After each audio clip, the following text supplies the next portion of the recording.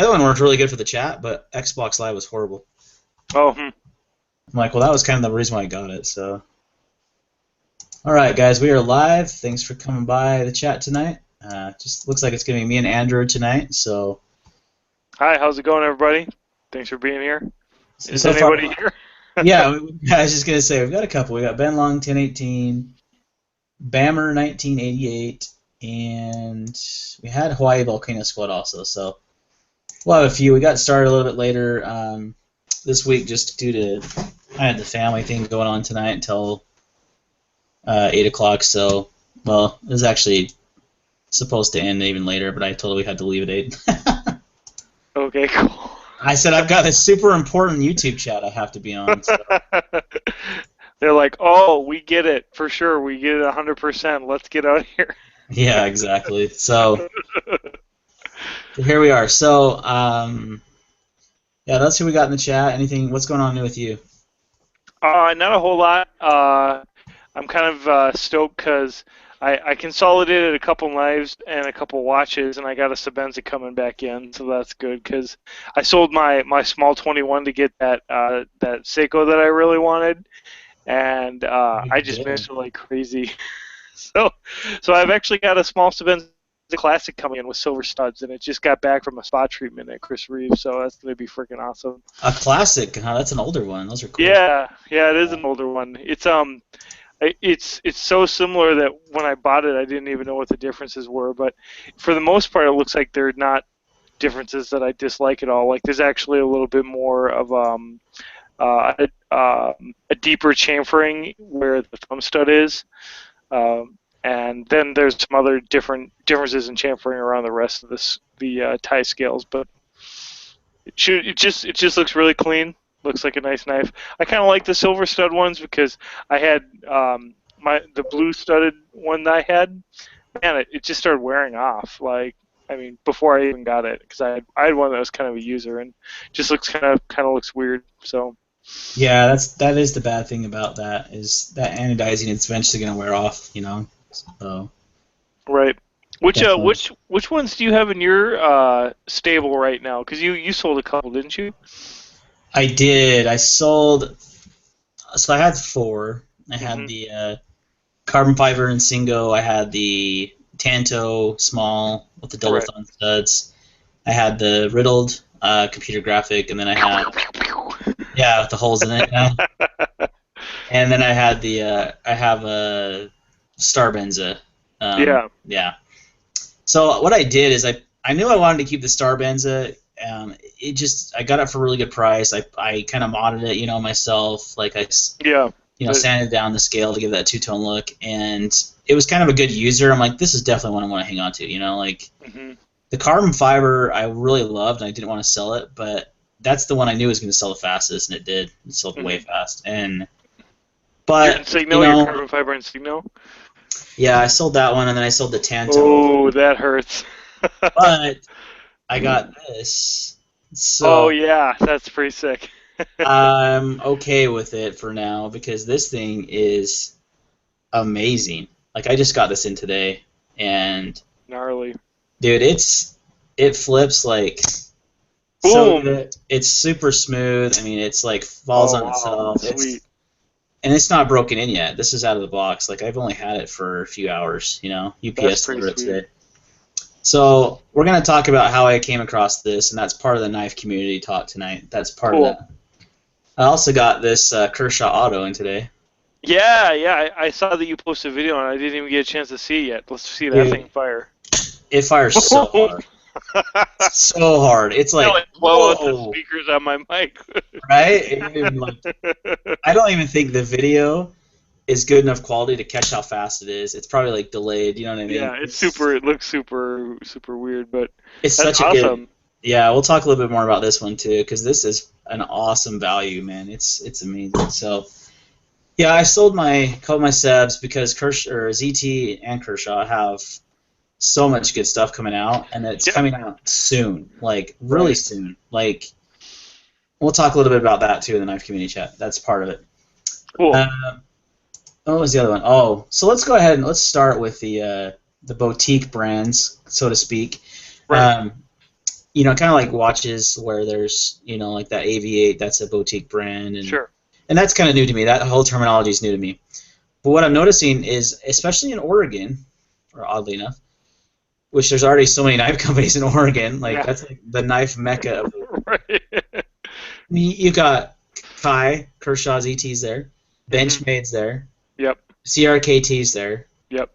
That's three like of the major manufacturers in the world, like right Yeah. there. Yeah.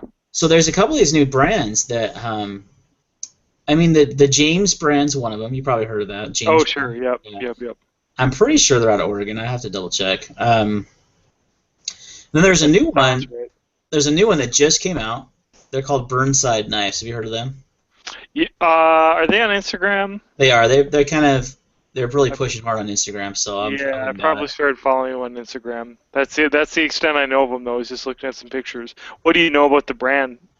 I actually kind of had a sort of interview with them on Instagram. Oddly enough, I actually reached out to them about reviewing one of their models before they came out. Oh, cool. And they kind of said, "Oh, we've already," and I kind of missed the boat. They already sent them out to a few people. Like Jim Skeleton's going to do one of them, Oh, okay. Okay. which is kind of weird because they're not a high-end knife at all. Like the first model they're coming out with is called the Cabrillo or something like that. I don't know how to say it. So I was kind of curious. I saw their brand. I'm like, and their big pitch is, your knife says a lot about you. That's like their big like Their marketing. slogan. Their slogan. Yeah, their slogan. Yeah. I said that's kind of cool. So I was looking at their. They didn't have a website though. All they had was Instagram. Like Mm-hmm. it's kind of weird. So they only have two knives that I know of. One of them is not out yet. The one that's not out yet is a titanium frame lock. That's gonna have D2 steel. Like nothing crazy. You know what I mean? Yeah. Yeah. Yeah. Price wise, I think it's gonna be around 180 bucks. So that's pretty reasonable. Yeah. What I what I was just curious, I was just this one other model that they're selling that they have out for sale now is about 130. Let me look it up real quick. 130 or 140, around that price range. I thought they had their website up. I'm just looking at their Instagram right now. They have a link to their website, but when I checked in their website, it didn't pull up anything. Is it BurnsideKnives.com? Okay, yeah, okay. So I just pulled up their website. They've got the Cabrillo, and yeah, it's 130 bucks. So I just want to talk about this a little bit because let's go over the knife. Yep. It's something new. Yep. It is a 4.91 inches handle, so it's a pretty good size knife. It's almost 5 inches. Mm-hmm. Blade length is, I think, 3.95. Clip point blade. They also have. It's got a real complex grind on it. Mm-hmm. Bead blasted, or they have like a DLC coated. Yep. G10. It weighs 7 ounces. Which means it's a heavy knife. Yeah. Here's the kicker. For 130 bucks, you get AUS 8 steel. Yeah. That's weak sauce. So, and I wanted to check it out and see maybe it's made in the USA and maybe they're that's why it's that higher price point, because you think an AUS 8 steel knife for that price point, that's ridiculous. Like, yeah, you can get an Ontario Rat right. One for $30. Yeah, right. Yeah. That's basically the equivalent of that. Okay, minus the G10, so maybe another $20 upgrade. You know what I mean? Big deal. I don't know. I mean, they're for $50 already. I mean, you have a lot of options. I mean, Yeah. it's I mean, it's. I'm not. I now that I'm remembering a little bit, taking a look at the design. I mean, I'm not super stoked about it. I mean, multi grinds are kind of like a maker's touch kind of thing. So like custom Striders and stuff have really awesome multis, or Terzula or something has really nice multis. But like, I have a feeling the bead blasted multi grind is not going to actually be like. That's a very impractical blade shape. I guess that's what I'm getting at. Yeah, and it's going to be a pain in the butt to sharpen. And it's AUS 8 steel, so you can plan on sharpening it quite often. Right. I'm just looking at the knife design. I like the handle shape. I like the double choil. Swedge looks cool, but yeah, I mean, it's got a huge recurve, and it's got, I mean, I mean, isn't the theory behind multi-grind something like you have a stronger tip, but then you're going to have the recurve part for pull cuts or something? But it just seems to me like, I mean, it's a very specific set of needs to look for, basically, as your introductory knife. Exactly, and the price point is up in the night. I'm sorry, no one's gonna buy that. Like, why would anyone buy that for that Now, price point? it it looks like they're selling on their website too. So it's, one thing that happens all the time with watches, and this happens especially with the boutique brands, is like you'll have an MSRP or a retail price that is completely astronomical compared to what you'll find it for. That happens with AVH. That's one of the reservations I had with the brand, why I haven't reviewed it. I didn't review any of their products for a while, because I was never gonna. I mean, when you see something that was marked originally for $400 or $700, and then you see it for sale for $100, then you almost know for a fact that you can find it somewhere else for $70. At least that's the way it is with a lot of other brands that use that pricing strategy. Like Invicta's, like, you're a fool if you pay more than $100 for an Invicta any day, Yeah, exactly. because you'll be able to find it somewhere cheap. I mean, if you look around enough.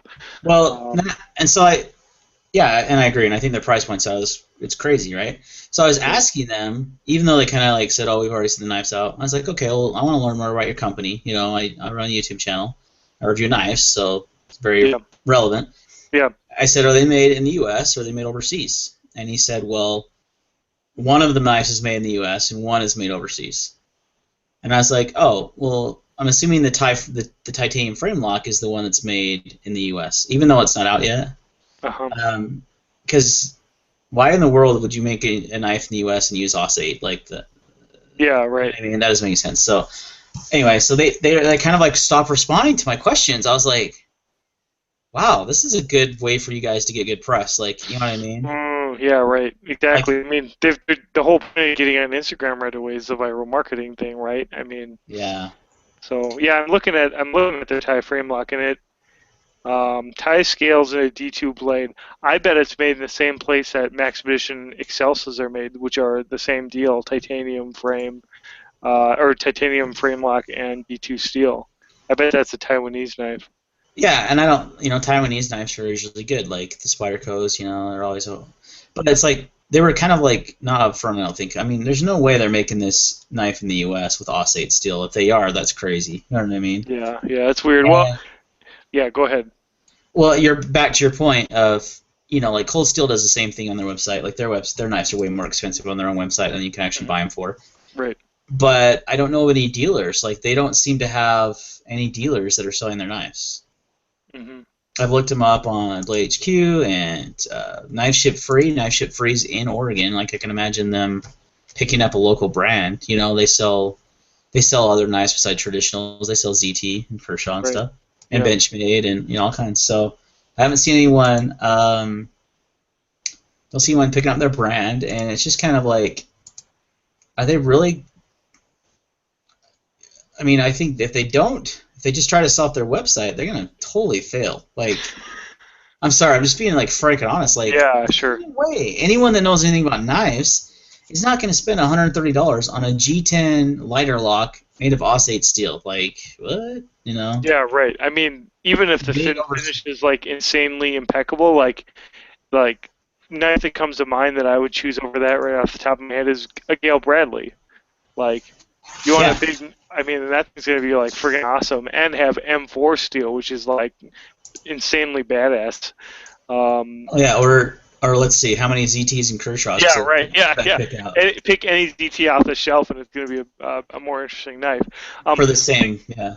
For the same price or less. I mean, one thing I was wondering about, you just probably been paying attention to boutique knife brands for a while. Um, how many of those brands come and go? Because that's one thing that happens all the time with, especially with dive watch boutique brands. There's like a running list of dive watches that basically source out parts, and then they market it as a distinct brand, and then it's just gone. Like when they're done with their run or whatever, like the brand never makes another run of watches. Do Yeah. you think that happens much with knives? I don't. I've actually really never noticed boutique knife brands until recently. With the James brand was the first Right. one, Mm-hmm. and Yep. then this Burnside. And honestly, they're both in Portland, which is weird. Mm-hmm. I mean, it's like I don't know. The Well, James like, brand, the James brand knives actually are pretty good looking knives, and they are. I'm 90%.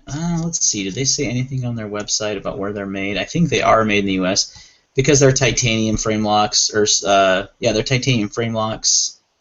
They're pretty small knives, but they're made of nice materials. You know what I mean? They're made of yeah. better materials. Mm-hmm. But again, their pricing, you can't buy them from a dealer. You can only buy them from their website. First of all.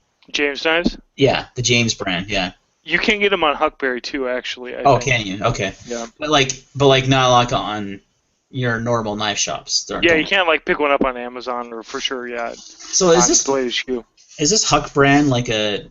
It's almost like a hipster kind of thing, is Oh, it? totally. I mean, Okay. the website's definitely like for the fashion conscious male 30-something, kind of like, okay, you finally got a real job and you can afford expensive clothes. Like, I mean, I bought a bunch of stuff from them. I heard about them first because they're a sponsor at the Gear Geeks Live podcast. But the thing that's interesting is I would say probably about I mean, in my personal opinion, about 75% of the inventory is like really well curated, and then there's stuff that's like, I don't know what kind of person would buy some of this other stuff, and like, or like, you know, some of the decisions they make are definitely interesting. Featuring the James brand as one of their premium knives on the site is a bold. I mean, definitely a very like fashion-driven decision in my opinion. I mean, and anyway, yeah, it's just kind of like one of those things where the thing that I'm wondering about something like the James brand or this Burnside brand is, you know, Aviate is just one brand under kind of like an umbrella of micro brands owned by one Korean firm. And basically, they have these diverse brands to meet different mini market segments, and then they just kind of keep the brands that are successful. And so, I mean, I could easily imagine like some kind of like knife guy / venture capitalist with, you know, some money in his pocket, basically paying people to set up websites, and then curating knives, you know, to meet kind of different styles and testing the waters for which ones work out. Because the thing that's weird to me is like, if I was gonna make a boutique knife, like let's say I'm not a custom maker, but I have ideas for how to design a knife, and I get someone to make it for me, like I'm gonna get in front of a camera and tell you exactly who I am and why I care about my designs and why I'm bringing them to the table, you know. So it always seems a little like, I mean, it seems like it's bad marketing to leave potential customers wondering, kind of like what they did with you, about who they are, um, and it runs the risk of basically just seeming like it's marketing BS, you know. Um, I mean, I'm not gonna buy a knife because there's like friggin' nice Instagram pictures. I mean, I'm just even though I post more on Instagram than a lot of people, I'm not gonna buy a knife just because it's cool on Instagram. I'm gonna buy it because I actually care about the brand and because I think they're making a product that is, you know, worth purchasing. Um, but I mean, what kind of people do you think would buy one of these Burnside knives? I mean, straight away. Hipster. Okay, right, sure. Hipster knife lover. I'm just joking. I just said that because they're from Portland, and Yeah, right. my wife's from the area, and I always give her crap. Oh yeah, no, I think it's hilarious. I've got friends in Portland too, and it's like, I mean, definitely like the whole hipster thing has come full circle. Like it's so mainstream now that I mean, if you buy a plaid shirt, someone's gonna tell you you're a hipster or something, you know, like. Yeah, Um, I guess I'm a hipster. I have a few of those. well, it's fun. I mean, it's kind of like it's not always completely without grounds either. I mean, there's definitely something like kind of in the hipster mentality to like be like, ooh, I'm buying this new exclusive knife that aren't you on Instagram? Haven't you heard about it? Like, Exactly. Yeah. And I really think that that's what both those brands, if you look at their websites, they're kind of like almost hipster websites. And uh-huh. it's, I think they're both marketing towards that person. But that's not really what I think they're completely missing their market if they're doing that, because that's a small piece of the pie. You know what I Right. mean? Right. Well, and the And thing that's weird, I mean, like, so, like, the James knife, like, that is, like, basically appropriating Apple styling to a knife design. yes, exactly. Yes. And, like, um, it seems like you're going to have one of two objectives with that. Either you're going to be, like, trying to, like, meet a need in, like, a super niche market, like the fashion-conscious knife collector, like, how big Yeah.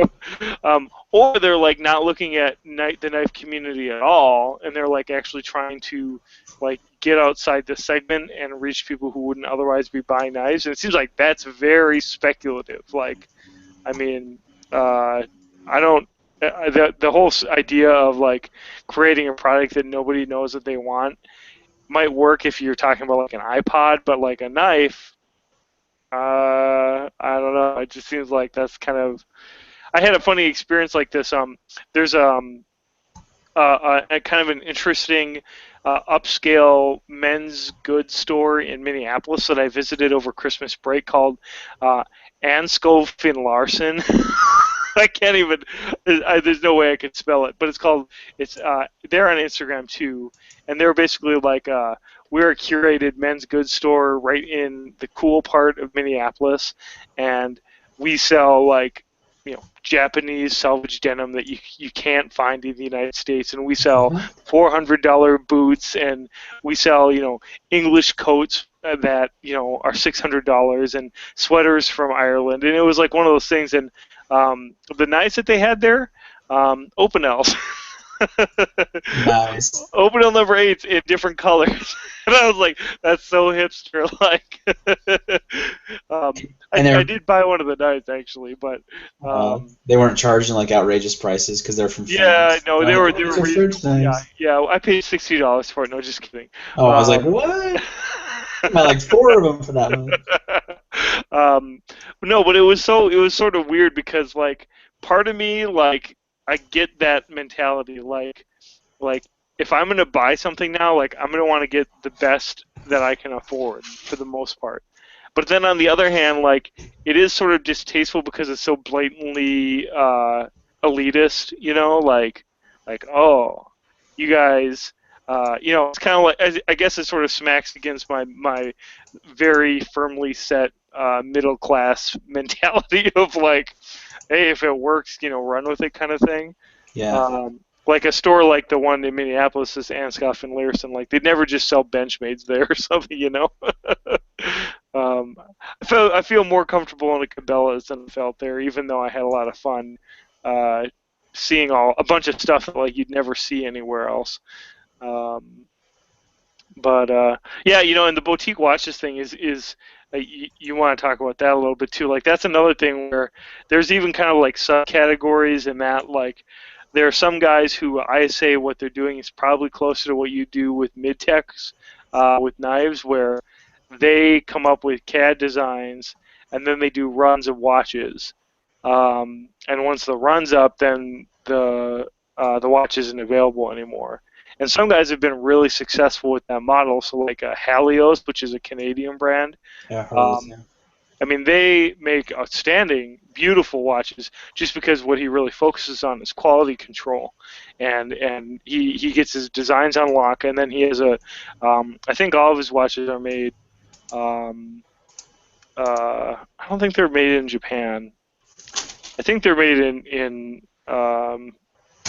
South Korea, but I could be wrong. I forget where they're made, but they're one of those things where he's got the right people in place to deliver the products consistently, and he's built up a huge following. So like I had the first Halios, the Halios Holotype, and that watch is I don't know, maybe it's even 10 years old now. But when that watch came out, it was like $300. Like, that was a lot at the time to pay for a boutique brand, basically from a brand new maker that you had no idea, like, okay, is this guy for real or not? And it really was an amazing watch. It was super sturdy and robust. And now he's been able to transition his brand to get a lot closer to $1,000. Like, a lot of his watches, I think, are around $700 or $800 now. And they haven't, like, there's been a lot of subtle refinements in his design and in some of the materials that he's using, but it's not like a difference in kind. And so, like, that reminds me a lot of mid-techs, where you've got, like, somebody like, I don't know, yeah, pick any one of the mid-techs. I mean, all the guys are going to, who's the Damascus guy, Chad Nicholas? Is he the one who's doing the mid-techs? Yeah, yeah. Yeah, so, like, they're all just going to a manufacturer that they can trust with their designs, and sort of the mid-techs are all priced relatively accordingly. And then that's different than, like, boutique brands that are not just a one-man show, like Aviate, or like, another boutique brand that I really like is called Nomos, and they're a German brand, but what they're doing, I mean, they're a much more ambitious operation. They make their own in-house movements, and they have quite a diverse line of watches that's all readily available. So, I mean, they're a larger brand, even though I think they're still very strictly boutique compared to the mainstream brands. And that's like an example of what I would describe as a boutique brand that has a totally different business model than, like, some of these little microbrew brands. That was a word that they used to use in the forums, when you'd have, like, one or two guys who were like, oh, we're just big watch nerds and we have some ideas and we're gonna get somebody to make our watches, and then they'd, like, basically peddle them on the forums, and if they were cool, then they would sell, and if they were terrible, then you'd never hear from them again. What do you think about Borealis watches? I don't know much about them. Let me look them up. They make one called the Scout Sniper that I'm really interested in. Yeah, I do not know this brand at all, actually. I'm just going to their website. They do. Looks like they do, like, two-door homages. Yeah, and they have a the Scout Sniper kind of reminds me of a Marathon. Oh, okay, yeah. Yeah. They also have, like, a bunch of dive watches. Like, they have one called. They have a new one coming out called the Sea Dragon that's not out yet. It's, like, kind of in a. They kind of have a little bit of. They have a pretty popular following on the forums, though, from what I was seeing. So. Okay, on Watch You Seek, or? Yeah, on Watch You Seek, yeah, and then on Watch Freaks too is another one. Oh, okay, yeah. And then they have their own forum too. They actually have a forum. Borealis has a forum. Okay. I think I'm saying that right. I don't know. It's a Portuguese brand. Oh, it is. Okay. Oh, that. Yeah. Okay. Very interesting. But the Scout Sniper, I've heard some really good things about. It has tritium vials as well as having lume applied, so it's kind of got, like, double the glow there. It uses a NH35 movement, which my understanding is it's a Seiko movement, but it's, like, the non-branded movement. Does that make sense? Like, I'm pretty sure it's the same movement that's in this Monster 2, which is a good movement. I mean, I like the self-winding. It's got the hacking movement. It's been really good. Yeah. It's been a really good time. For the price, it's $299, but you get sapphire crystal. You get the tritium. You get the Seiko movement. It's good. It's 24 jewel movement. It seems like it's a really good value, like, for what you get. And a couple of the guys were really giving it high praise, talking it up. So I don't know. I think that generally just kind of specs is a very solid way of determining whether these boutique brands are going to be worth your money or not. I'm just trying to my computer's running this check, but I'm basically trying to get a better look at what you're describing. And I mean, Marathon's another example of basically a boutique brand. I mean, they had a very specific clientele because they basically were branding issued watches, that watches that the military was requesting, and then they were just branding them so that they could be sold to the general public. But they got enough of a following where their prices are definitely higher than what they were. Yeah, they're about $1,000 or more, I think, aren't they? Yeah, well, Yeah. definitely, if you're going to get like an automatic, you're going to be paying probably well over 500. I'm going to go see what the prices are. I mean, last time I looked at uh, um, a marathon was probably about 5 years ago. So, um, but yeah, I mean, marathons are. Did you see the video of the guy running over a marathon fire truck? No, I didn't. It's great. I don't know if everything about the video is true, but what he does, he's got a Rolex Submariner, and a marathon, and he says, "This is Officer So and So's Rolex. It was given to him by his ex girlfriend who just dumped him. We're gonna run it over, and we're gonna run over the marathon." Oh. Submariner's destroyed, like could Oh. like there's nothing left, and then the marathon is just like, boom, like no problem, like the crystal doesn't even get cracked or anything. Um, but Wow. yeah, yeah. You used to be able to get marathon watches on CountyCom, and it looks like they don't even sell them there anymore, huh? No, they have their own brand now, the Maritax, so, which I love my Maritac Pilot, by Yeah, the how's way. that been working out for you, by the way? It's been a great watch. I'm gonna do a review on it because I've been wearing it a lot, but it's been really nice. It keeps really good time, and it's just it's all you can really ask for. It keeps good time, and it looks good, and it has great lume on it, and its lume is really close to Seiko, pretty close. So Right. I like it quite a bit. I think it's a good value. You got a sapphire crystal on there. It's really good value. It And doesn't. Sorry. go ahead, go ahead. I was just gonna say the movement's not hacking, but it is hand wind, so you can hand wind the watch. So it's nice. Which Kind of. movement is it again? Oh, it's a Mayota. Oh, I want to say 7200, but I could be getting those numbers wrong. Okay, yeah. I'd have to look it up on their website. It's a Japanese movement though, so that's good. It's made by Citizen. Yeah. Yeah, yeah. Yeah, it's a good movement, I think. Yeah, but I was kind of turned on to that Scout Sniper actually off of a Facebook group, Oh, and okay. it was I think an EDC Underground or something like that, and someone's like, "Oh, I Okay. want a nice watch," and people were kind of recommending brands, and this guy's like, "For the money, this watch is really hard to beat for what you get," and I'm pretty interested in that one, and this might be a future purchase. I don't know. Yeah, well, I mean, I think that it'd be definitely worth trying out. I mean, usually those boutique brands are really cool if you got it and you felt like it wasn't up to snuff. I mean, um, a number of brands have started off just doing like Rolex homages, and then they've ended up doing some other kind of interesting things on their own, like Boschet. Do you know how, or is that my singer? Boschet is one example of a brand that they started off just doing homages, and now they're doing some other good things. And I've been getting in trouble lately. I'm gonna just break my story up. So here's my Indian River Jack, and all my traditionals are falling out of my pockets when I'm lounging on the couch. Like people are finding them. Like my wife just came and threw this in my lap, and she goes, "Couch." I'm like, okay, sorry. No, I have that same problem. That is one of the big issues with traditional knives is they will fall out Oh. of your pocket because they don't I have think I'm really holders. gonna get stressed if I ever lose one, but so far it's just been more like, okay, this is yet another way I can annoy my wife with my hobbies.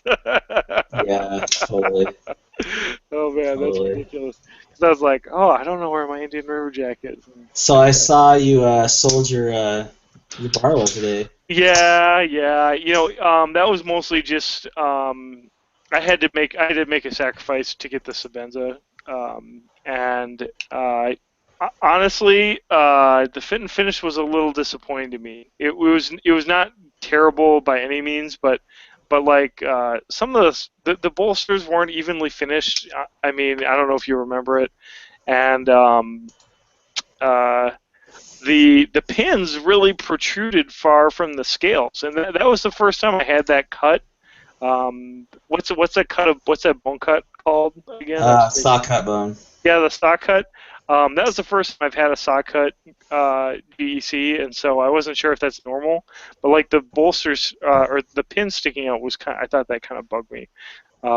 So, and actually, this is the thing that is stupid is even though I knew all the measurements, it seemed smaller to me than what I thought it would be, which You know how it is. I think I might have just been imagining what it would be like for too long.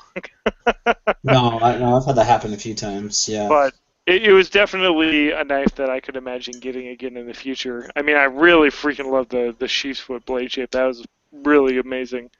But I was just missing the Sebenza too bad. So the this is one thing that's kind of cool is on one of the watch forums I'm on, the Dive Watch Connection, there are a number of really cool guys there, and they're like a big group of knife collectors too.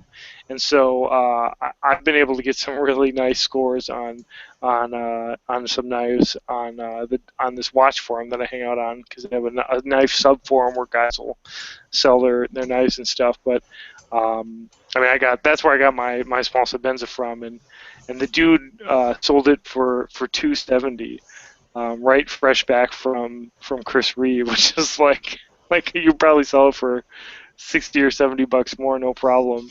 Oh yeah, you wouldn't have any problem. Yeah. So actually, I was kind of surprised when I put those up for sale. I put 3 of them up, and I said I'm going to sell 2, and keep whatever doesn't sell. Yeah. And I put them up on Blade forums, and I usually get a lot of hits on that, and I didn't get any. I got a few PMs, people like lowballing me and stuff. I was like, oh yeah, that's the worst. I was like, get out of here. But I sold them both off Instagram instead, and I was like, oh wow, great. Yeah, and I got my asking price. People were good about it, but that's good. Yeah, I got to tell you, I think when we first talked about Sebenzas, I don't know, a couple months ago, I told you I wasn't really, I didn't really get the Insigno blade shape, but lately I've been looking at a lot of Insignos, and man, I finally because at one point you're just like, I think you said something like, it's just gonna sink in at some point how freaking awesome the blade shape is. And I was like, okay, yeah, I know. Awesome. I was like, oh yeah, it's really an amazing blade shape. I mean, I imagine that it's, I've never owned one, but I imagine it's it looks like it's an extremely useful blade shape too, in addition to being really elegant. It's very elegant's a great word. It's kind of a combination of a sheep's foot and a Wharncliffe. Yeah. And you get that stronger tip than a Wharncliffe would have with that blade shape, but it still kind of has that straight edge. It's got a little bit of a curve to it. You know what I mean? Right. No, it's a great blade shape for sure. I'm gonna buy another one. Probably the same one I had. Same knife or one. Yeah. Yeah. I've done that before. The only reason why I sold that one is because I had the opportunity to buy this, and this is a very, very, very, very limited edition knife. You know what I mean? It's I can't just pick this up. How many did they make of those again? I don't know the actual production number. Okay. The serial number on this is 63, though. It's really low. Wow, great. Yeah. That's cool. So that's a good topic. We'll kind of move to that. Go off these boutique brands that I really think aren't going to be around. I don't think those companies are going to succeed unless they just have major funding. Like you said, they're got deep pockets and they just want to do knives for fun. Yeah. Cool. Then they probably will. But if they're actually trying to start out a business and they're a small firm and they don't have a lot of backing, they're not going to make it selling knives for that much. Yeah. I mean, I wish them the best of luck, but it seems like there's some problems there. Yeah, I don't, and it just makes me think they don't really know knives to come to market with what they came to market with. You know what I mean? Yeah, right, for sure. So, anyway, so the story on this, and this goes along with the whole Kershaw or the whole knife community discussion. Yeah. Is there the USN forum, which you're familiar with USN? Yep, I am. Yep. Usual Suspects Network is what it stands for. For those in the chat that have no idea what USN is. It's a knife forum that was actually started way back in the day by a bunch of Emerson knife collectors, actually. So that's kind of where the Usual Suspect thing comes from, is Emerson. And they kind of, they started their forum or whatever. I don't know all the history, but I've been on there for a few years. They're super old, 95 or something, right? Yeah, really old. Yeah, really, really old. So back when Emersons were brand new, you know what I mean? Mm-hmm. Right. So anyway, Kershaw has a sub forum on there, Kershaw ZT, and they used to have one on Blade forums, but Blade forums turned them off. Yeah. Yeah, it's just full of a bunch of whiners now, and I mean, not everyone. I'm on there, and a lot of the guys on USN are on there, but the Kershaw forum got a little ridiculous. People were just bitching and moaning about, when are you guys releasing this knife? Give us release dates, and the whole LMAX steel debacle caused by Jay Davis and all that crap. They eventually just said, you know what, we're pulling out of the forum because they had to pay money to be there. They had to pay money to have a forum. Yeah. They had to have an employee of Kershaw or Kai actually kind of monitor it, and stuff like that. They just kind of got sick of that, so they pulled out and completely didn't have a forum there, which sucked because there's a lot of good guys that I was buddies with. That's kind of the brand that brought me into knives big time was Kershaw. Yeah, you talked about that. That's great. So they had a subforum on USN. Mario turned me on to that, and I was stick to drum, and I was like, oh cool, I need to go check that out. So I checked it out, and I've kind of been a part of it, but I just don't post on USN. I don't know why. I don't post on Blade forums much either. I just basically sell stuff on there, buy stuff off there. You know what I mean? It's the marketplace. And I'm on both of those forums, but I think I've probably posted 15 times on USN, and that's about it. Well, let me tell you something. It's definitely worthwhile to get involved in the subforums over there, especially the ZT Kershaw forum, because what they've been doing over there is insane. Thomas Welk, who's the president of Kai in the U.S., he's over all the Kershaw knives. He's the guy you see in videos. Mario's interviewed him a few times. Right. Yep. He's a true knife enthusiast. He's so into the community. He just wants to give back. So he gave away a ZT 0900, which isn't even out yet, by the way. It's one of the new 2015 models. They said, we're going to do a random giveaway. Just guess how many miles are on the Kai charger. Do they have a Kai charger like that? That's awesome. And so, Patrick, Aiden's daddy, won it. He was the closest guess. I can't believe that guy wins everything. No, so they sent him the knife. Okay, so that's just one contest. Right now, they just gave away a zero tolerance 452, which is also Oh, that's awesome. And that's a more expensive knife. Right. I was part of that. But where this came from is Thomas. They had started a thread about the 392 on there, and I was kind of posting there. I'm like, oh, I'm so excited for it. I can't wait for it, blah, blah, blah. So we posted in there, and then Thomas made a thread after the whole ZT392 launch kind of went not so well because the dealers weren't prepared for the traffic on their site. Yeah, right. They oversold and all that kind of stuff. So he said how many members, he posted a thread, Thomas started this thread, how many members didn't get a 392 and posted in this thread, and he kind of linked it. And so a bunch of us responded, I'm like, well, I did, and I'm like, I think something's going to happen here. I think he's actually going to get us a 392. Yeah. When you were super annoyed about it before, too, so I was disappointed, and I was like, I really wanted one, Yeah, right. And I don't want to pay secondary prices for it because it's just, again, that whole discussion. Might as well 100% agree, yeah. Yeah. So he said, okay, here's my list. All of you that are on this list, and I made the list, luckily. It was only nice. It was 10 people. Oh, okay. Maybe 15, maybe 10 or 15. And said, PM, send this guy a PM. His name's Pat. He works for Kai also, but he's on USN. And he'll give you instructions on how to get your 392. He's like, it'll be sold for $375, just like they were, at launch. That's crazy. So I PM'd him, and the guy's like, yeah, just call in a customer service. They have a list. They'll confirm your name and just give me your credit card, your shipping. Wow, amazing. I know. I've got a 392 in my hands. Fantastic. And I paid normal price for it. Yeah, wow. That's a amazing story. Isn't that cool? And it's so cool that they're giving back to the community so much. They know that the people over there are big-time Kershaw ZT fans, and they want to give back to those people, Right. And that's one of the coolest things I've ever seen a company do, go out of their way. I don't know where these knives even came from because I thought they were sold out. Yeah. They just had them laying around for employees. I don't know, because they're brand spanking new. It's not like it came in the box with the certificate of authenticity, the whole 9 yards, Wow, awesome. That's great. So, I paid a pretty penny for it still, but I didn't pay the outrageous secondary prices for it. No, definitely not. No, that's where I don't think that the value for the product is disputable at all. Because I'm sure that the fit and finish is perfect on it, right? It is, man. It's kind of mind-blowing how nice it is. It's this feels like a custom knife. It really does. I've handled customs and mid-techs, and it's just perfect. The detent is absolutely tuned perfectly on it. It's super smooth.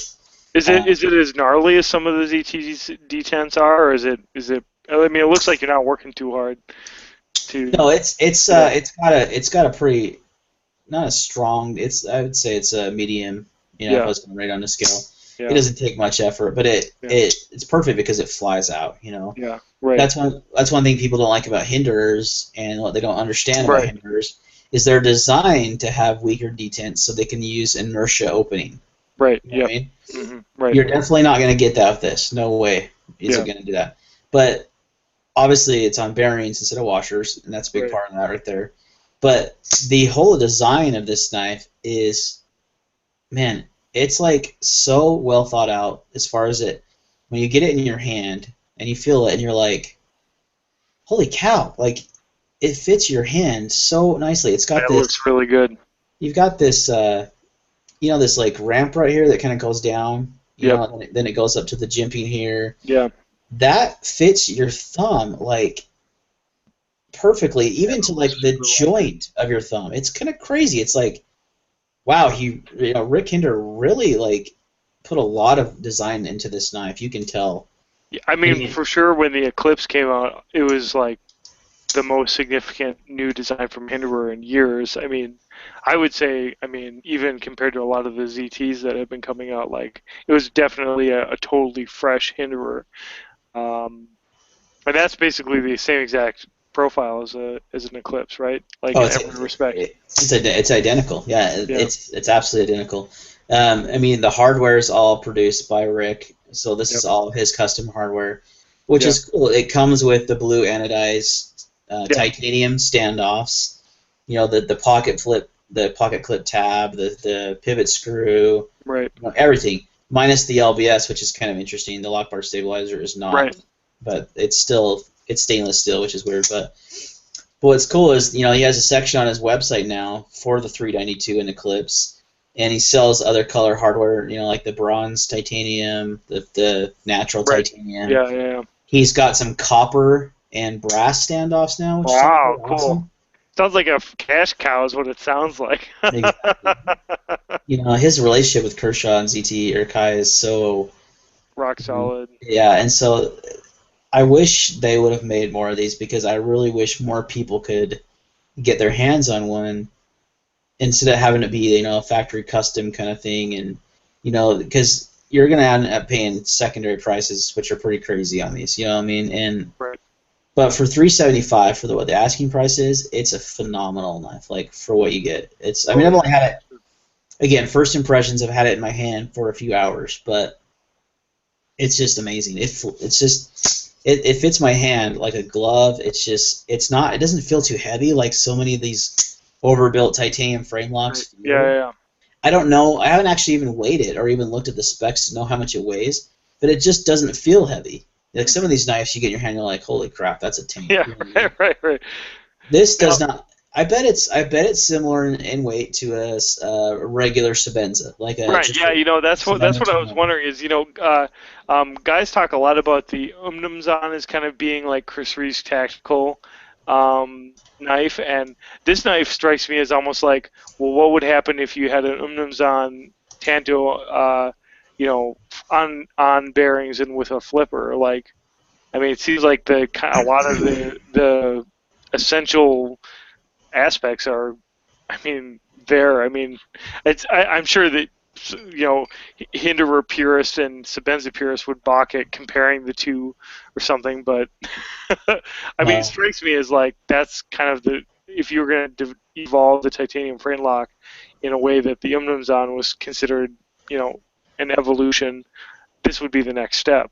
Yeah, and what I like about this is that the Eclipse is a Tanto. This is not, this is more of a harpoon.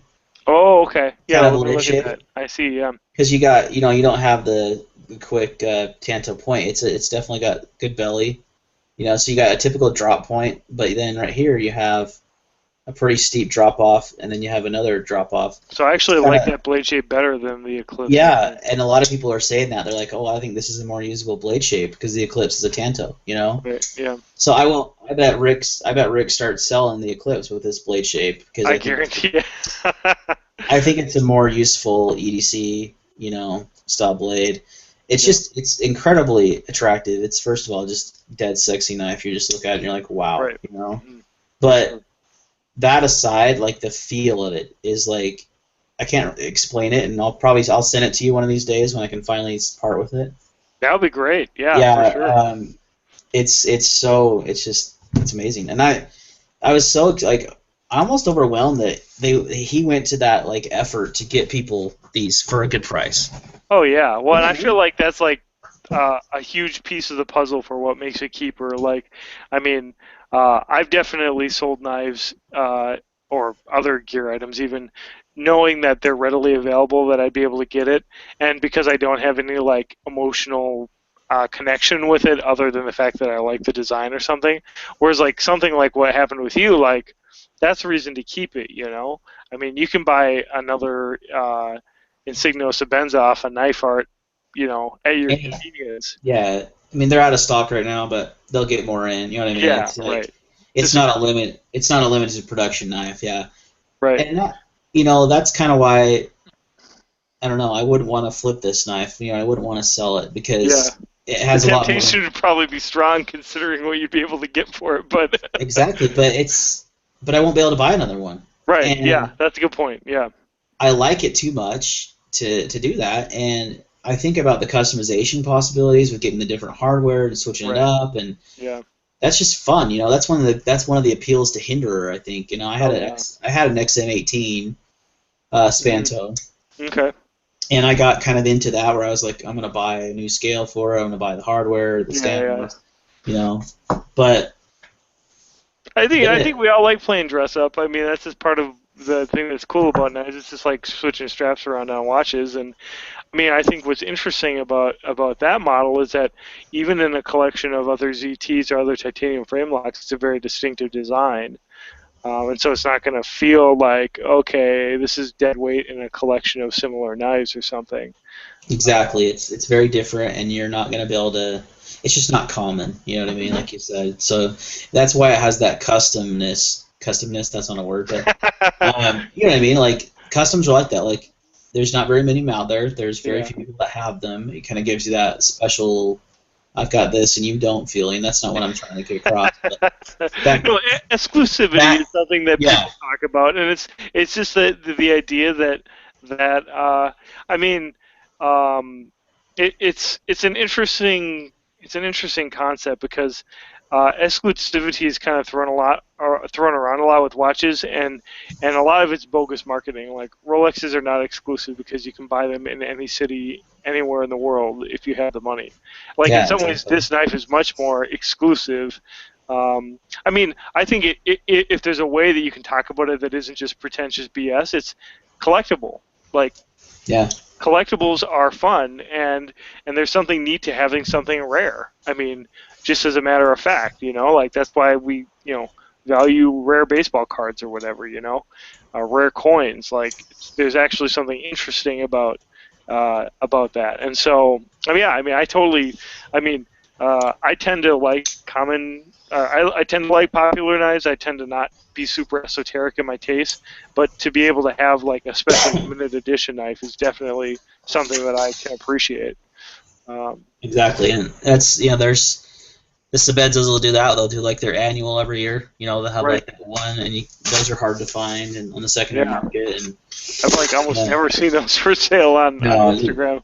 you very don't. Yeah, on Blade forums they pop up, but they're usually priced like super high. Yeah, yeah. Um, So the other story. Sorry, I'm chewing on ice. That's not that's cool. appropriate. It's fine. Um, in the knife community was actually involving Ernest Emerson. Okay. Excuse I me. don't know this story, so tell me what. Well, yeah, this is kind of a local deal actually to me. This is not something I was involved in. It was just I know a guy here in Utah that's a USN guy, and we've talked. You know, they've had a few USN meets, which I've never been able to go to, but you know, I've kind of followed him on Instagram. We kind of have a small little group of guys in Utah that are on USN, and he Cool. posted something on Instagram actually that he met Ernest. Wow. Ernest Emerson at Blade Show or at Shot or some. No, I think it was the USN Gathering. That's where it was. Okay. Okay. You know, the USN's a big, Emerson's a big part of USN. You know, it's kind of when it Oh, started. sure, So right. Yeah, for sure. he met him down there and he said he's just a really cool, down to earth guy. And so his son got his Eagle Scout just recently, and Ernest Emerson sent him like a personalized letter, like congratulating him on getting his Eagle Scout. What a great accomplishment it was. You know what I mean? Like went out of his busy life as a knife designer and Pretty much a rock star at this point. Like he really is a rock star in the knife world, absolutely. Even though Emerson quality aside, you know, the designs are awesome. yeah, The whole wave thing is legendary, you know. Yeah, right. Oh, for sure. Even the blade shapes and a lot of the things they've done have been really legendary. Like in the industry. Sure. Their quality control is a little, yeah, you know. Yeah. But if you go with one of their more reliable, I mean, I would never buy a tie frame lock from them, but like, I mean, the odds are if you buy a CQC7, you're probably not going to be super disappointed with it. I mean, yeah, or at least it's serviceable. Yeah, if you have problems with them, or they will do. They have great customer service, no doubt about that. Yeah. They'll take care of you. So, but I just thought that was really cool to see that. You know, I'm like, this is a big time guy. So there you got the president of Ernest, you know, of Emerson Knives, the creator. Yeah. You've got the president of Kershaw. Like they just both showed like a lot of interest in the knife community, and that was like a really like for me that was just like, man, this is something cool to be a part of because you don't see that as much in other communities. You don't see that as much in the gun community, for example. Yeah, 100% in the gun community, exactly. That's like a great example. And it's actually the gun community, I feel like there's been so much consolidation with brands happening with gun companies that brands that used to be something that you'd be proud to own, it's a lot more dubious now. Like, I mean, like Remington is a brand that a lot of people are talking about where, I mean, new ownership has affected the quality control of the brand. And what was the name of the pistol that they had like the horrible launch on a year ago? The R51. Yeah, the R51. Oh, so it made me so sad because like if that would have been cool, like that would have been really cool, but it was terrible. It was a good design. It's an old design they were trying to improve on. I thought that's gonna be awesome. Like exactly. It just failed like miserably. Like it was like one of those guns where even the gun review channels that never say anything negative had negative reviews for. Like, it was like, okay, another 500,000 subscriber gun channel is putting out a video with problems. So yeah, it was a disaster. But yeah, it's just, you just don't see that. I've been a part of the gun community longer than I have the knife community, and I use the term gun community kind of lightly because it's kind of divided amongst brands and you know, AR-15 versus AKs and that kind of stuff. Where the knife community, even though there is definitely your Spyderco fans and your ZT fans, you know, and your Benchmade fans, it's still a pretty like tight-knit group, I think, you know. And it's just cool. And if you're not, you know, for everyone listening out there, if you're not involved on the forums, if you're going to pick a forum, first of all, pick USN. Yeah. I'm telling you that right now. And get involved because there's some good opportunities like that. You never know. Like I just was posting in there and I saw that and I was like, yeah, I didn't get one, and I wanted one. And I had one in my cart and it disappeared on me, you know. And next thing I know, bad experience. Next thing I know, I've got one in my hand, you know. And so they made, even though that wasn't ZT's fault, that House of Blades oversold their inventory, or you know, Going Geared, you know what I mean. Those sites didn't. Or GP Knives crashed for the whole day. Right. Like that's not ZT's fault. It has they chose to do this strategy, and it kind of blew up on them a little bit. Well, the thing is they put. I mean, it was perhaps a mistake to rely on those retailers, but the retailers are the ones that blew it. I mean, they didn't make provisions to ensure that their websites were in good order and you know functioning effectively. So, I mean, I think that's a good point. But they. You know, it wasn't their fault, but they made it right with people. You know what I mean? And people have been like, "How did you get one of those? Like, you know, they're not even available anymore. Did you pay secondary prices?" And I was like, "Well, you know, all I said was I put on Facebook on that ZT group. I said, thanks, you know, and I tagged them in my Instagram post for making this happen. You know what I mean? Just kind of giving them props, like, because they 100% made it happen. Like and I don't know, like this knife is definitely more. It means more to me in my collection than any knife right now because of that. You know what I mean? Because they went out of their way to get one in my hands, and that kind of like makes me like, I'm just gonna put this in my pocket and I'm gonna use it every day. I'm gonna carry it. It's gonna get used. It's not gonna get sold, at least not for a while. Right? Yeah. So, like, You can enjoy it, and you got a great story about it. I mean, what else can you ask for? Exactly, and it was like you mentioned, it was worth selling a couple of those Sabenzas that I can get again for it. Like it really was. Right. And some people don't get that. Like some people are like, you actually sell your knives? Like I always just keep all my knives, and then I buy one, next time, and I'm like, yeah, but sometimes something like this comes up that's. Yeah. And I couldn't afford it without. Yeah, I'm not gonna do the whole like have a credit card for impromptu purchases. It's just a dangerous. Oh, man. Thread. Yeah. You don't want to get into that with knives because you could be like, oh, ooh, ooh. Next thing you're all like, oh crap. And I'm like, well, yeah, and I mean, I feel like another aspect of it that is, guys who keep all their knives, like, I don't necessarily want to keep all my knives. Like, when something comes up that I want real bad, it's a great way for me to like be serious about which ones are actually keepers or not. And especially since I'm kind of like dipping in a lot of different EDC related hobbies, like I do that a lot because I like try to keep a balance, and it's been difficult to do that. Like if I have a $150 titanium pen that I'm never using, that doesn't make sense for me to keep it. Like exactly, I keep it. Yeah, exactly. And people, as gear reviewers that we are. Yeah, right. Can you imagine if we kept every piece of gear or knife or gun or everything we'd ever reviewed? Oh my gosh! Right. Like, I would have spent thousands of dollars. Yeah, right. Yeah, I mean, I think that people need to realize that, like, hey, look, we're just like enthusiasts too, and just because we're making an effort to share our stuff with you guys doesn't mean that like we have infinite budgets. I mean, it's like the opposite is true. We both talked about it in our kind of our channel update videos. I mean, like we're trying to find ways to make it work, and sometimes that means not hanging on to the stuff that are the absolute best. I mean, yeah. I'm comfortable with that. Well, I mean, I sold that other Sabenza because I could have sold just one to buy this. That's the thing. But I sold the other one because I wanted to have some money for, when this knife came out, the launch came out, because I wanted to review it. I wanted to, put it through its paces. There's the new ZT models coming out, the 452 and the 808 and the 450. All of them are just really intriguing models, and I want to get videos on them, and I want to, put them on my channel. And I'm going to keep a lot of them, Yeah. So I said, you know what? I'm just gonna have to sacrifice a CRK for a few ZTs, and I think about that. I'm like, ZTs are just ridiculously valued. Like the value of them is so good. Yeah, it's true. It's really amazing. I mean, and the thing is they keep ramping it up. Like, I mean, there's so many different choices right now that I'm kind of waiting for your videos and other folks' videos to just roll out so that I can like get a better sense of the ones that I think I'd really like.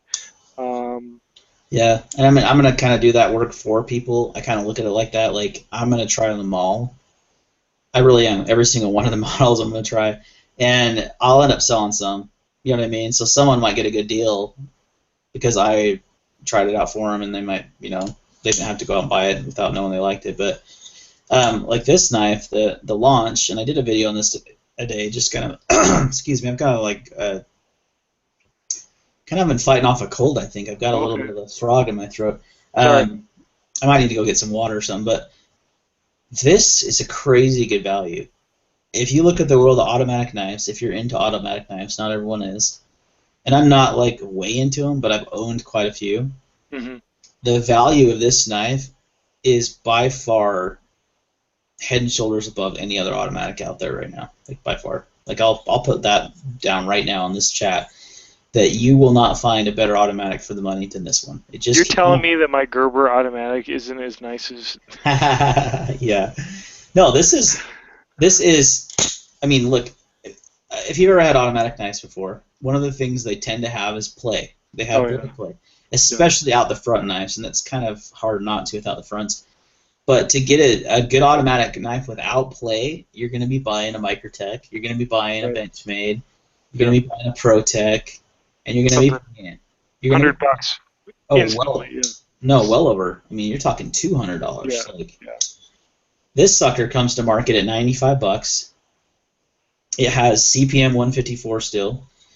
It's made in the U.S. and it has the solidest lockup I've ever felt in an automatic before. It feels like it's like a titanium frame lock or something. Like, it's like that solid. Awesome. And the ergonomics, dude, on it are amazing. Like, you get it in your hand, you're like, holy cow, like that is just perfect, Yeah, it looks good. It's really lightweight, and it's a very attractive looking knife. So if you haven't watched my video on it, it's got better quality, obviously, than this. But smoking hot. Just again, it's like they brought another knife, and it's U.S. made for under $100. Yeah. I mean, how are they doing this? Like, it's kind of how are they doing it? Because back to our conversation we've had a few times about Spyderco, for example. Mm-hmm. Yeah. The only knives they make in the U.S. anymore are the Paramilitary 2, the Mannix 2. There's got to be some more, but maybe. Yeah. What else? A lot of them. Natives are native 5s, I think, are made. Yeah, in golden, I think. Yeah. But there's definitely more, but their premium knives are now made in Taiwan. Yeah, for sure. Yeah. And they're demanding premium prices now. We've had this discussion for those. So how ZT is bringing out, I mean, the ZT 452 is probably one of the knives I'm most excited about because it's like a small Sabenza flip. Right. It's like, totally, yeah. Bam. It's going to be $160. That's the MAP pricing on it. Yep. That's crazy. I mean, which means that you'll find them on sale for less, and I mean. Yeah. No, it'll. Awesome.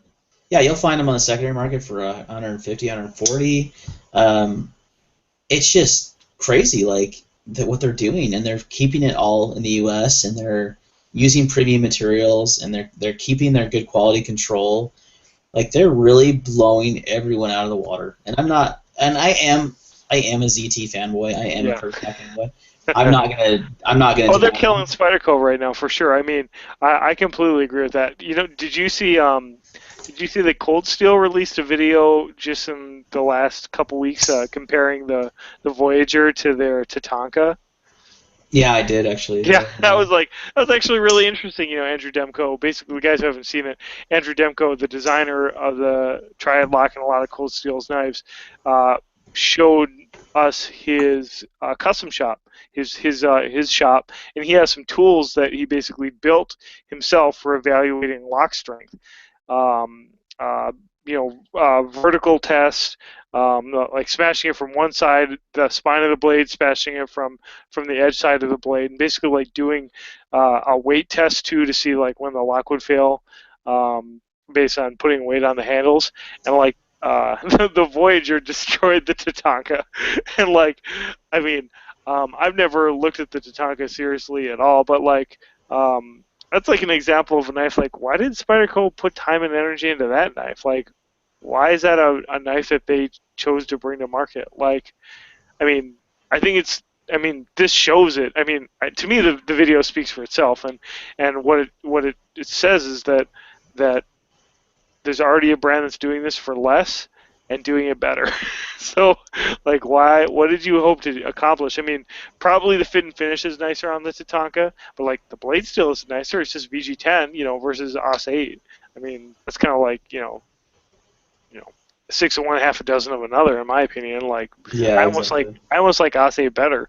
But well, plus Cold Steel has released all their models now with higher end steel. Like right. Oh yeah, for sure. Yeah, exactly. So, I think Spyderco needs some direction because they've done good with some of their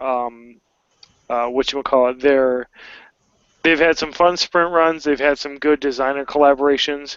But as far as introducing new mainline models that are taking the brand in an exciting direction, I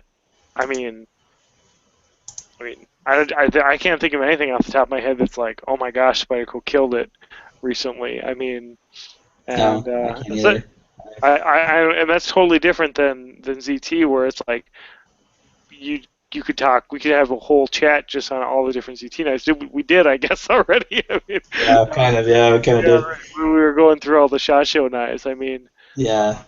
Yeah, and that's another point is they just announced most of these models at SHOT Show, and they're all coming out. And that's another cool thing about being on the forum over there is Mm-hmm. Thomas will give you insider info. He'll say, "Hey, this knife's coming out in about a week." That's Oh, how that's awesome. that's how I knew this. He said the launches are shipped to dealers. So if they're shipped to dealers, you're like, okay, any day now, someone's going to post it up. And That's sure enough, awesome. Blade HQ had them. I got on there, and they sold out quick, like way fast. And a lot of people missed out on them, and I was like, I didn't miss out because I had insider info, like, That's awesome. and I'll share it with all you guys. The 452 is going to hit dealers any day. The 0900 should hit dealers any day.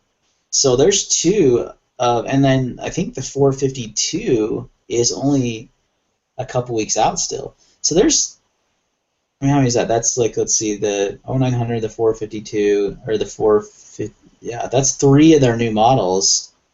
Oh, and then the 630 is already out. That came out like a couple weeks ago. They've already put out four of their new ZT models and one of their new Kershaw models that they just announced at SHOT Show in January. We're talking it's barely the first part of March. Right. Yeah, that's And amazing. I've seen like some of the Spyderco's announced like last year. They took forever to come out. It's like they finally came out. I mean, CT's done that too. This knife was supposed to be out last year. It didn't come out until this year. But this is a different animal. I'm sorry. You can't compare this knife, which is like they call it a factory custom. I'd call it a mid-tech. It's pretty much an Eclipse, so you could even call it a custom. That's going to take a little bit more time than a production model. You know what I mean? It just is. But right. Yeah, totally. But it's just cool that they're busting them out like left and right, and that I think that their marketing strategy and their sales strategy is it's going to kill everyone this year. I can't imagine anyone competing with them in sales this year. I mean, I think that Cold Steel has made a really strong decision to go upscale with their knives, because if they can keep the fit and finish up and make the products available, that's gonna create. I mean, I will buy an expensive Cold Steel for sure. I mean, I'll definitely, look. I mean, I'm not. It's not like number one on my list, but like I'll definitely buy a Recon One with CTS XHP. Like that will be a great user. Like I'll be happy to have one of those in my collection. If they come out with and so I mean, same with like if they come out with any number of those models, I think will be really interesting. So, but yeah, it's been amazing. And I think the thing that's interesting about Kershaw and Kai, what you're talking about is if they were just doing any one of these things right, like getting things out on time or being a presence with enthusiasts on the forums and you know, I guess even interacting with individuals personally, it'd be a lot. But they're also just coming out with amazing models. I mean, the knife designs are really impressive and really fun, and there's a huge variety. I mean, it's just like overwhelming, frankly, for me at least. Who I mean, I'm not. It's going to take me a while to. I'll probably probably buy one at a time every couple months until I get all the new ones, into my hands. Which is amazing. I mean, in the long run, that's going to be really outstanding if you think about it. I mean, think about how long the 350's been in production. I mean, the 0350 is like I mean, I think of that almost like the same way I think about Griptilian or something at this point. Like they're just around forever, and so the prospect of some of these other designs just being around, it's pretty freaking amazing. Well, yeah, I mean, look at the ZT550 as the first Hinderer knife they made, and that sucker's been out for a long time. And they have they're on their third generation of that knife now. Right. So they've made changes 3 times, and it's still a really good selling knife. So they're going to keep it around, Right. There's just a lot of like you said. There's some of these models are going to be around a long time. They're really good looking designs. They've got what Sinkovich is doing 2 of them, the 452 and the 450. Les George, they're working with Les George on the 0900, which is cool. Yeah, the Les George is a really neat little knife. I mean, that's one that I'd be interested in trying out for sure. Yeah, and I'm definitely picking that one up. And then Todd Rexford again on the 808. Right. Yep. And you got Rick Hinder. I'm like, you're talking like some pretty big name designers, man. Yeah, for sure. Definitely very top they've got shelf. all those guys, with them, and then I don't know. Like I honestly I'm not trying to rip on Spyderco for all you Spyderco lovers, but I had never even heard of Peter Carey before I got the Rubicon. So, but all those other guys. Peter Carey's a good knife maker, but I know where you're coming from. He's definitely not Todd Rexford, Yeah, exactly. He's not like Rick Hinder. He's not. Right. Yeah. Sinkovich has got a huge name for himself now too. Oh yeah. But Kershaw kind of jumped on that guy fast because they saw his designs are awesome, and we want to get him on our team. You know what I mean? Yeah, that was a smart move for sure. They still use R.J. Martin designs. They still use. There's another one that's escaping me. Oh, they don't really do much with Ken anymore. They used to, but he's kind of moved on to CRKT. But they've got an all-star team of designers, and even in-house, in-house they have really good designers. The launch is in-house, right? Yeah, that's an in-house design, and the Ruby was an in-house design. Yeah.